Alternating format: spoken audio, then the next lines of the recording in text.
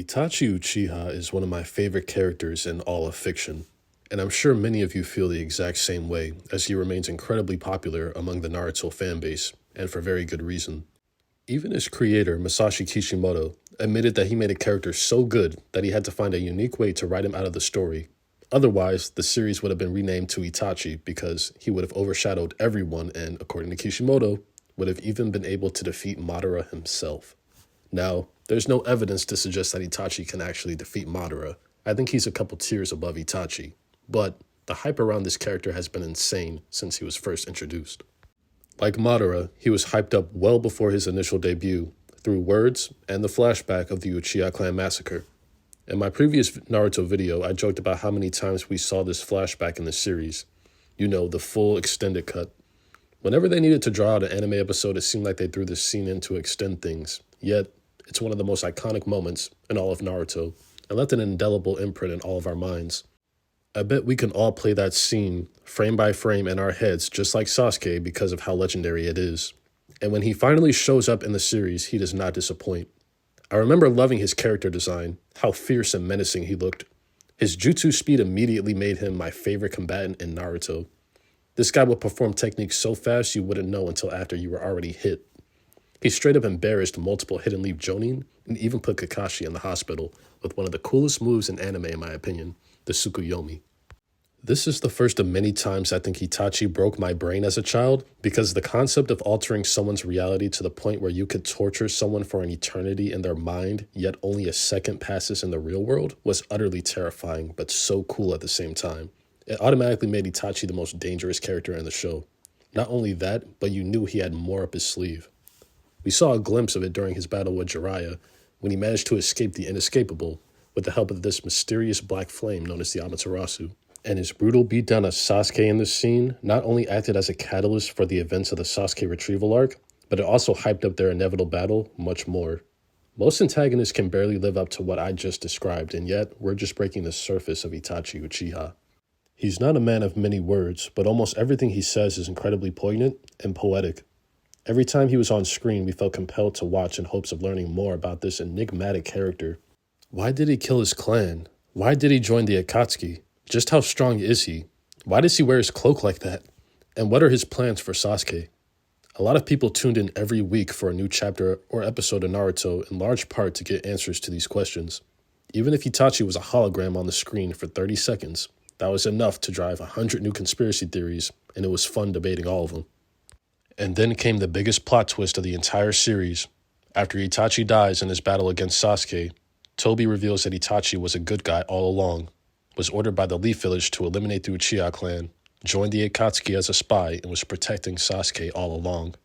I think this plot twist fundamentally altered the chemistry of my brain as a child, and that's because so many things are happening in this moment.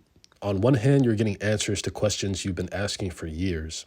Not only are you getting to learn everything about Itachi, but you're also learning the deep lore of the entire Naruto verse and how it led up to what Itachi did. It's an investment that pays off considerably well.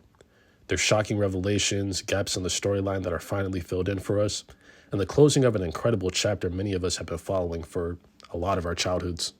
And on the other hand, after learning that Itachi was a good guy the entire time, we knew it changed everything about what the Naruto series was and what it was about to become. Just like my previous video covering the Sasuke retrieval arc, this introduced levels of nuance, complexity, and mature themes to a series that was increasingly challenging its young fanbase. And after we were just reeling from the death of Jiraiya, another fan favorite, we get hit by another massive death. And here's the genius of the plot twist. The revelation of Itachi being a good guy comes after he is already dead. There is a sense of relief and achievement after Sasuke is victorious in the battle. But while we're staring at Itachi's lifeless body with a strange blend of confusion and triumph, we, just like Sasuke, have no idea that we're actually supposed to be mourning. And by the time we realize it, it's too late. To retroactively change how your audience feels about a character through revelations made after their death was an incredibly risky move by Kishimoto, but it was a brilliant choice, incredibly well executed, in my opinion, and paid off elevating the series to new heights in terms of the narrative and character development of everyone involved in this evolution. Now, I say this was risky only because many people consider this to be a retcon, which is fair, And some also search through the previous episodes and chapters with a fine-tooth comb for plot holes and inconsistencies, and if you look hard enough for something, you will probably find it. But ultimately, this still works. And that's because we didn't know enough about Itachi prior to his death to rule out the possibility that this was a potential justification for his actions. Most of the incongruences can be somewhat explained by the same stretch of the imagination people used to raise them in the first place. And honestly, I think the best explanation for this is people just don't care about it being a retcon because the end result was just so compelling. A character who sacrificed everything, played the role of a villain, faced unimaginable mental anguish, assumed responsibility and paid the ultimate price for everyone else's horrible decisions, and still chose to die the villain without any credit or anyone knowing what he sacrificed. All of that, and still, the only thing he ever asked for was for his little brother to be safe. I think that's why he's so loved by the fanbase. Itachi didn't get the love and appreciation he deserved for his heroic deeds while he was alive in the Naruto-verse, so he receives it from us, the fans, in real life, in the real world. Itachi was also someone who worked frighteningly well as an antagonist and yet somehow even better as a protagonist.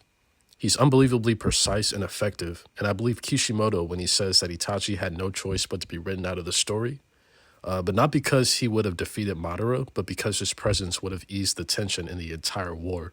As long as Itachi is around, victory is a real possibility. Even if it's just a 1% chance, Itachi feels like the type of character that can make the impossible happen.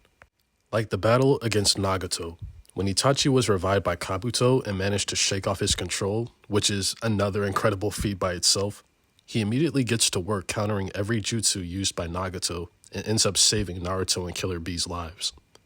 His intelligence, experience, and jutsu arsenal allowed him, through teamwork with Naruto and Killer Bee, to take down a Rinnegan wielder with one single strategy. Now imagine what he could have done, what amazing jutsu combinations and high IQ plays that would have been on display if the reanimation jutsu was never released and he fought alongside the reanimated previous Hokages, Kakashi, Might Guy, Naruto, Sasuke, and Killer Bee. Again, he's not on Madara's level, but he's not someone anyone, not even Madara, would underestimate after seeing what he's capable of. The last thing I want to touch on is Itachi's philosophy and his wisdom. There are two moments in the series where he has incredibly profound words of advice for both Naruto and Sasuke, where he challenges them mentally so they can mature and reach their full potential. I'll start with Sasuke, and I think you all know which speech I'm referring to here. His statements about reality before their showdown at the Uchiha hideout. I remember this quote had me in a chokehold as a kid. Essentially, Itachi is telling Sasuke that reality is subjective because everyone perceives and experiences things differently. Things such as knowledge and awareness can be distorted, and that can make reality very fragile. It was genius foreshadowing to the Itachi reveal, and Sasuke's inevitable descent into madness after he learns it. The second moment comes after he is reanimated and lectures Naruto about shouldering the burden of the Fourth Great Ninja War by himself. Itachi acknowledges Naruto's newfound power, but warns him of the danger of placing too much faith in his strength and not enough in his allies and friends. It's advice that Itachi told himself after he reveals to Sasuke that he should have trusted Sasuke to handle the truth about the Uchiha clan from the beginning, instead of shouldering the massive weight of everything by himself, and maybe things would have turned out differently. Part of what makes Itachi a great character is that he's aware of his own shortcomings, is capable of reflection, and never makes the same mistake twice. He then tells Naruto that to become Hokage, he must be acknowledged first, not the other way around. It's great advice for Naruto because he can get ahead of himself sometimes. I think Itachi is acting somewhat of a big brother and mentor to Naruto here as well. You can tell he truly wants him to succeed. All these years later, Itachi remains one of the greatest characters I've ever had the pleasure of following when it comes to their story. With layers of complexity, tragedy, and mystery, it became a wild emotional roller coaster ride as we watch him walk the fine line of loving brother, clan slayer, Akatsuki terrorist, and eventual war hero. But that does it for this video. I hope you guys enjoyed. If you did, please leave a like and subscribe. It really helps me out as a growing YouTuber.